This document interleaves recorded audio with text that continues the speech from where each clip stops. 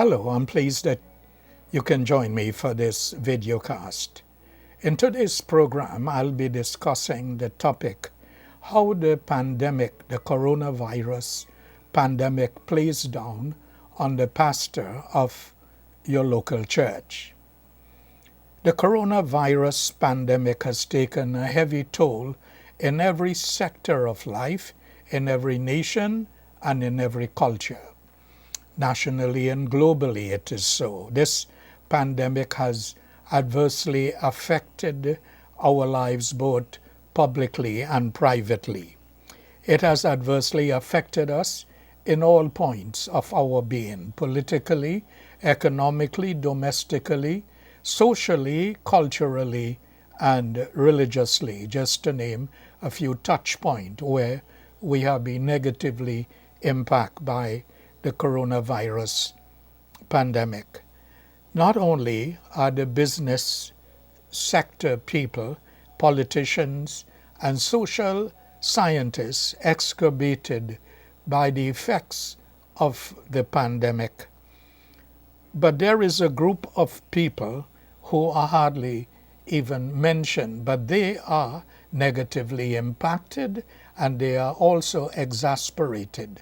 And I'm making reference to the pastors of local churches, whether it be locally, regionally, or internationally.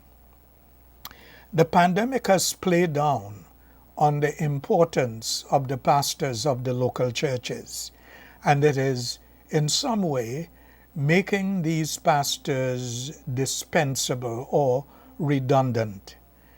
And it is doing so in many subtle ways. And one of these ways is to replace the local church pastor by an on-screen face pastor.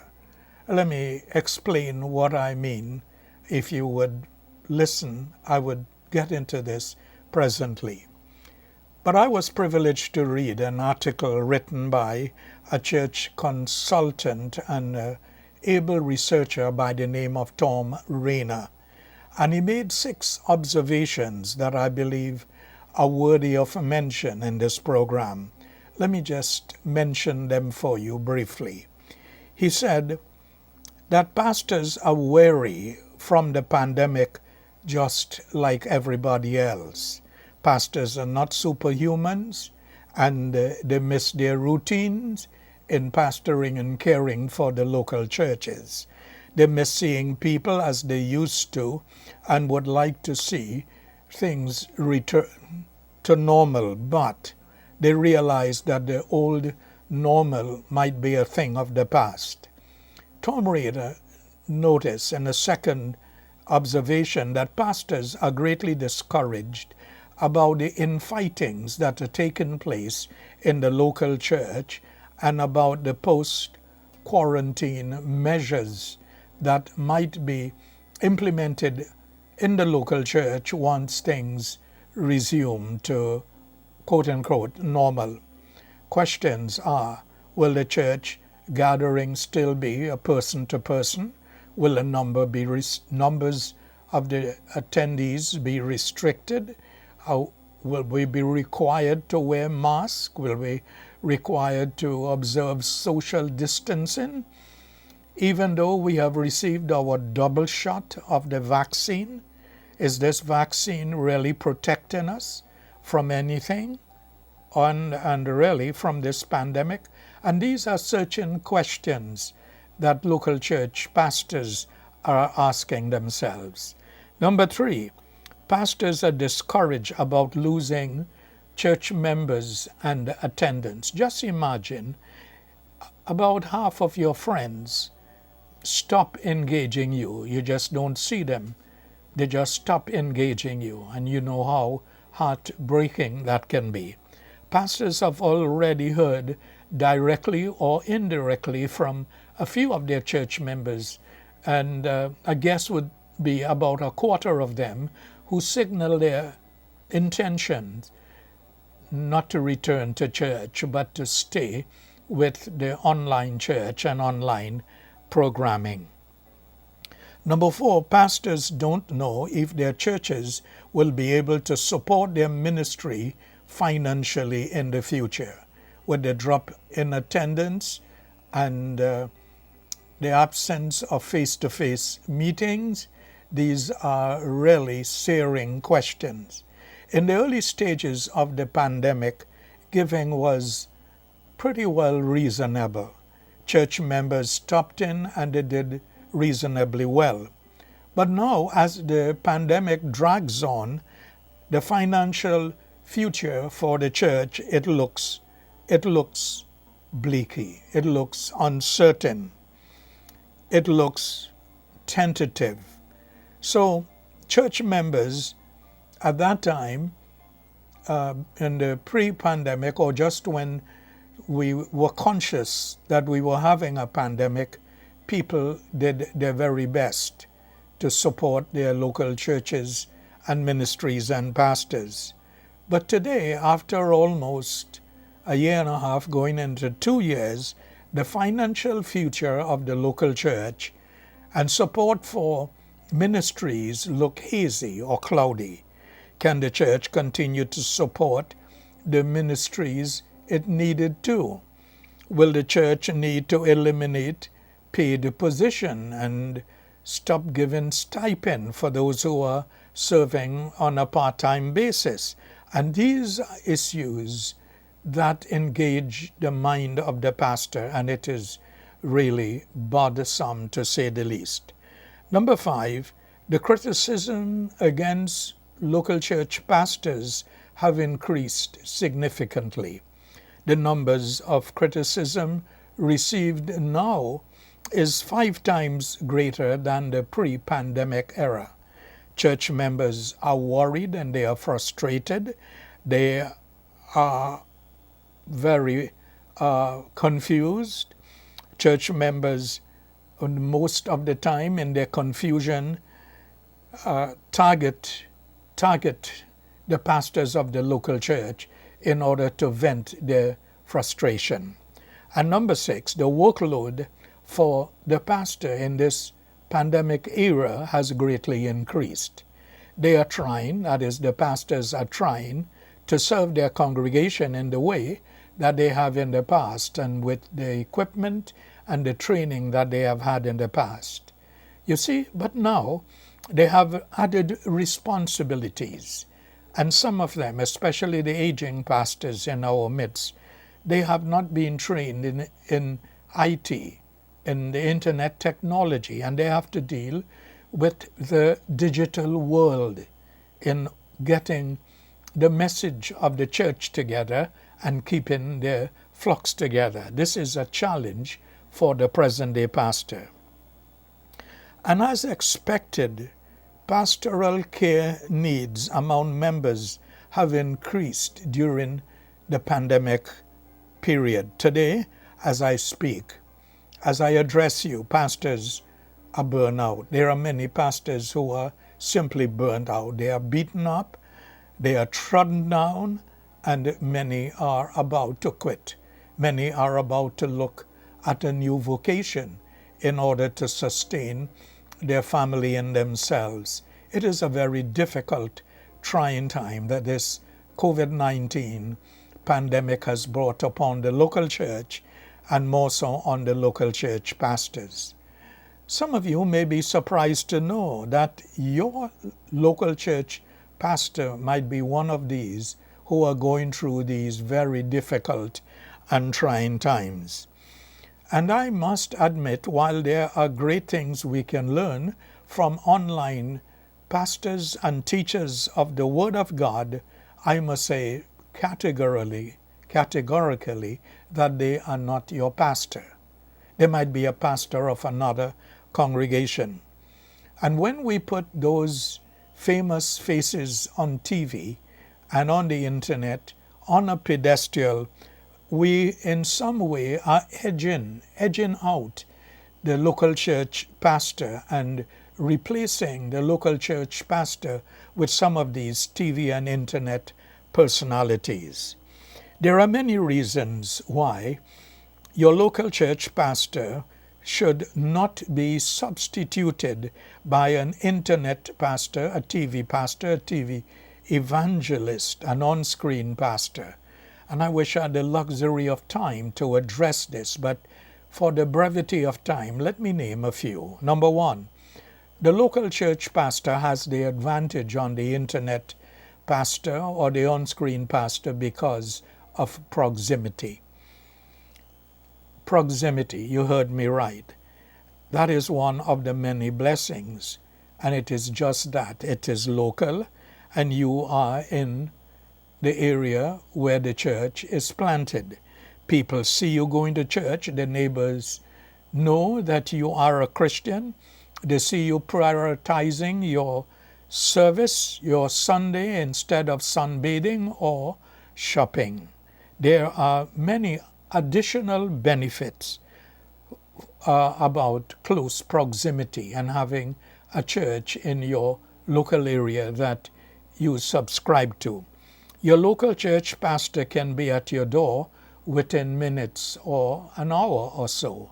The local church pastor knows the specific situations that the church and the community and the nation may be facing at this time, and even may also know of your predicament and the situations, adverse situation confronting you and your family.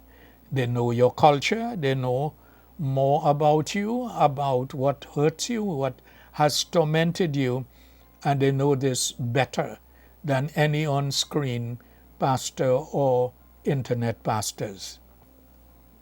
Proximity, brothers and sisters, means that you need to let your pastor in. You can't expect all the care that they should give and sideline them and not invite them or engage them. Rather than just waiting for them to call you, you taking the initiative to call them and to converse with them. The sheep needs to hear the voice of the shepherd. It is critically important. It also means that you should be looking first and foremost to your local church for discipline and training, not looking to internet pastors or TV personalities for discipline and training. The one to do that and can do it the best is the local church pastor. The Lord has given the church many wonderful leaders, and they may have a lot of wisdom and experience, and they are willing to help you. And I'm speaking about the local church. You know, in Trinidad and Tobago and probably the Caribbean, sometimes we think that foreign things are better than local. And sometimes, as we say in our local palace, we tend to big up some of these internet pastors and preachers and play down on our local church pastors who have been there for us, serving us through thick and thin. So the Lord has given many wonderful elders and deacons in the church who are ready and willing to help you. The Lord has placed elders over you to watch over you, and they have the gifting and the abilities to equip you so that you can become all that God wants you to be. You can be the person that God has called you to become in His kingdom at such a time like this. And the help of elders and the local church leaders can help you to attain this better than the internet pastor or TV personality. So let them serve you as you serve the Lord. Let the local church elders and pastors serve you. Allow them, invite them, engage them. Tell them that you are willing to serve even in such a difficult time. And let them equip you using your gifts and abilities to reach your community and even your family members. They can comfort you in your pain and can rejoice with you in your difficulties. A local church pastor can be there for you at any time and all times. But they need to be close to you in order to provide this service. A pastor can only be close if you are near to them. If you let them draw near to you. If you take the initiative, instead of you waiting on a call from them, to repeat myself, to call them because they are concerned about you. Let me move to the next observation. Why the local church and the local church pastor is more important than a foreign-based international television pastor, internet pastor. Because the local church pastor is personal to you. A famous internet pastor will not know you in the same way that your local church pastor will. Sure, he might be able to contact you even though you are 1,000 miles away, or he is thousands of miles away, with all the internet technologies that we have now. But he won't know what you are like from day to day, and the issues and the problems that are challenging you from day to day. A local pastor, however, may well see you at the school waiting to receive your children, or at the grocery store, or at recreation points like the cricket ground or football ground, or might see you in church as you attend their services. They know your character, and they know some of the things that you are struggling with in terms of your theology and character. I believe it is important for us to put this in the back of your mind. So they know you, they know your reactions to certain theology and to certain types of practices in the church, your reaction to certain things. But what they would use that information in order to serve you better. A local church pastors know you. They might discover your gift and know your gifts and use your ability and giftings to enable you to serve your community and serve the church and to develop your being as a whole person, and so that you can fulfill your purpose that God has called you and brought you into the world for such a time like this. Please note carefully so they know you and they can approach you, or you can approach them at any point with your questions, your worries, or your fears. You can't do that to an internet pastor or a TV personality preacher. The local church and the local church pastor will know. They will know what discipleship, discipline, accountability, teaching, and equipping you need. They would know that, because as you have become part of the family of God, they have been praying for you. Because they see you as the object of their care, you have become the subject of their prayer. An internet pastor would not do that.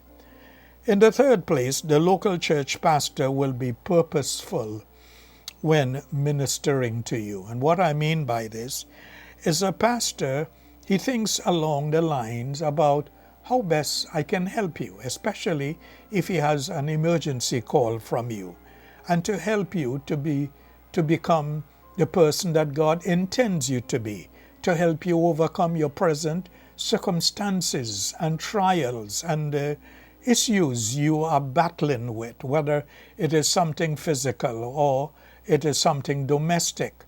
The internet pastor and the on-screen face of famous evangelists, as much as you like them, and you might have them as a reserve. They may not be able to preach. Your pastor may not be able to preach outstanding sermons as they do, but preaching alone would not cut it in terms of pastoral care.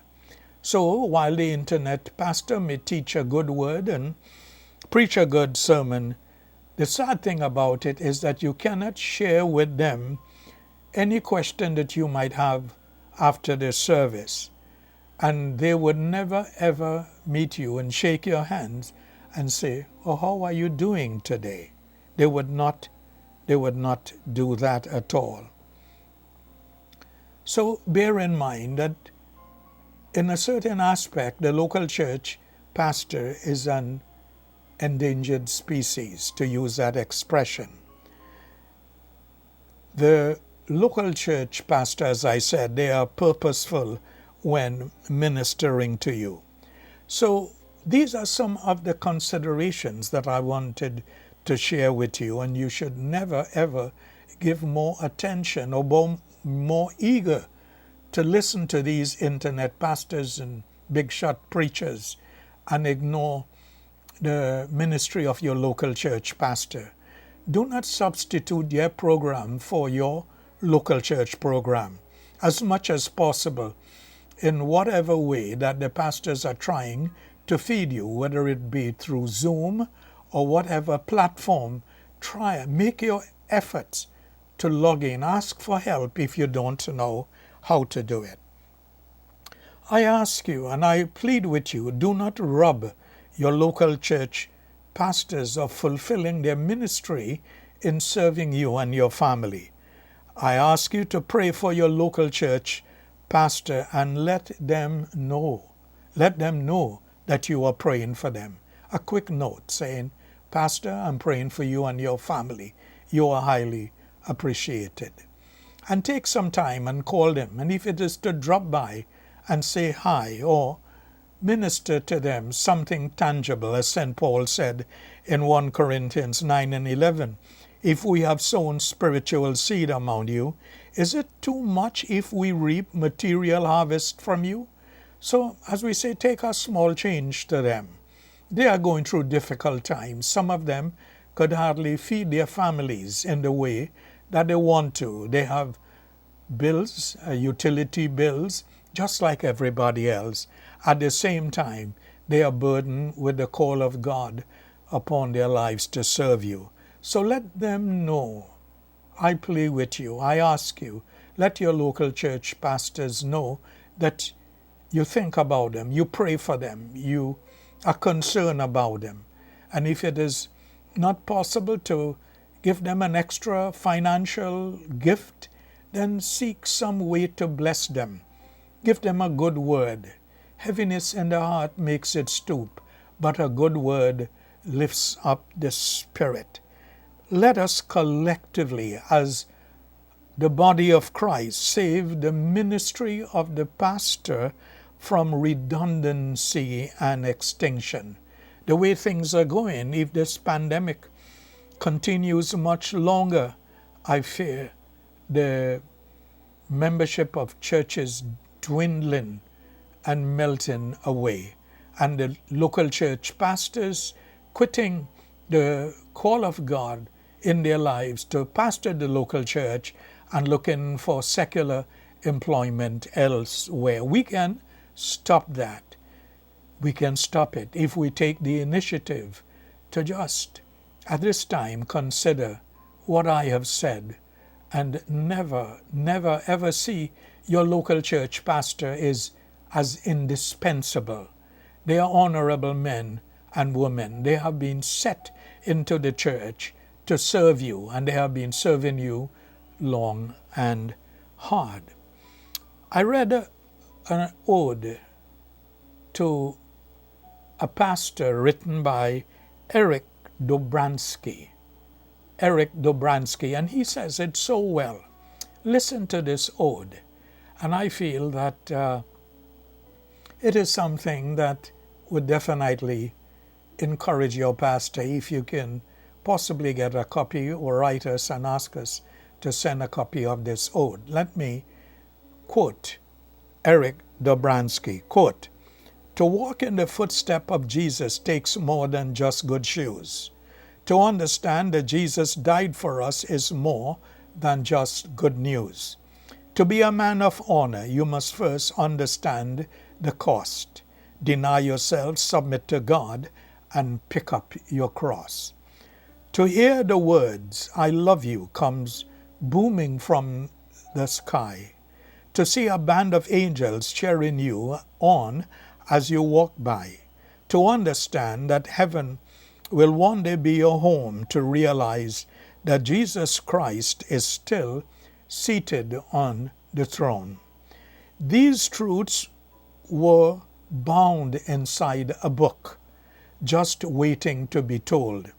But who would be the one to turn the page and be so bold?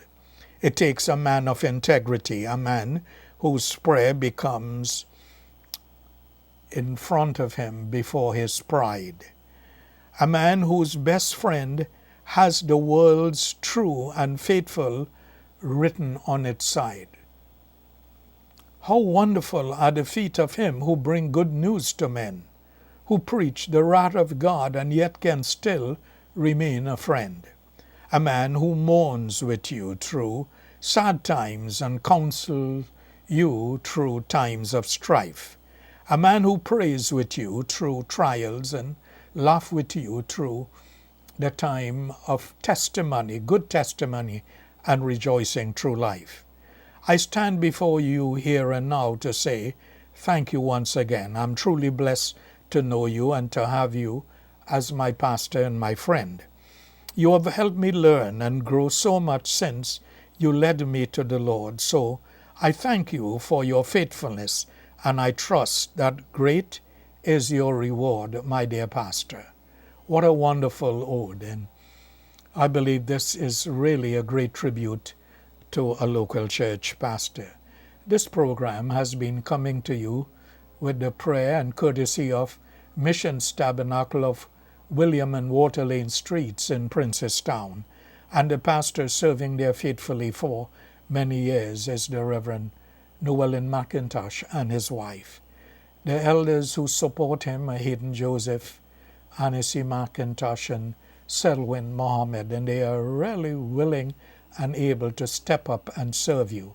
These are important people, very important, because God has planted them to watch over your soul. And if we can be of any further prayer or help to you, don't hesitate to write the email address, on your screen, or call the numbers. Someone will be glad to take your call. And when you write, somebody will be glad to respond to your concern and help you. So I am pleading and I'm making an effort to get the church to rally around your pastor. These are very trying times for the pastor and his family. I also want to give an invitation to all pastors who are all by themselves.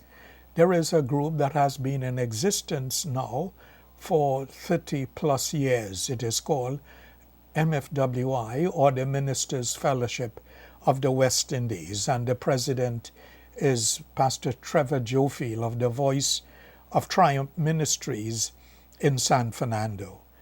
On the third Saturday of this month, these pastors will meet, maybe virtually or maybe person to person. It is a great group to be a part of. You receive encouragement and strength, and there are many ministry materials like books and CDs and so forth that you can help in helping you to be able, dear pastor, to continue with the call of God in your life. I thank you for tuning in and for listening to us. Please let others know that High Five will be back next week at the same platform that you are viewing this videocast. So until next time, I am Anthony Kawalsingh on behalf of Pastor McIntosh and the church at William and Water Lane Street, saying, the Lord bless you. And remember to call your pastor and encourage him in the Lord as he serves you. Thank you very much.